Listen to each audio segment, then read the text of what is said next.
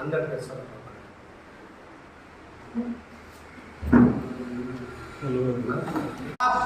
దానికి సంబంధించి ఖచ్చితంగా లీజుని క్యాన్సల్, లీజ్ టైం అయిపోయింది, రీటెండర్ పెట్టాలి.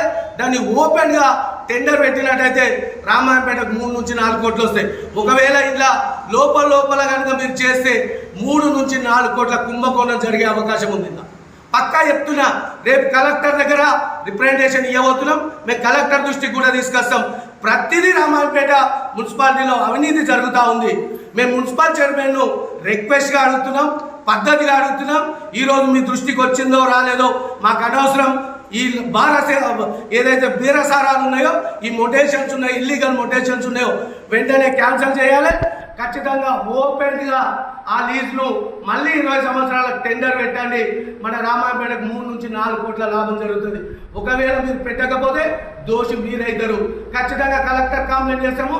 మున్సిపల్ ఆఫీసును కూడా 80% ఈసారి వదిలిపెట్టలేదు, దిగ్బంధిస్తామని చెప్పేసి కూడా ఈ సందర్భంగా హెచ్చరిస్తా ఉన్నాం. భారత్ మాతాకి.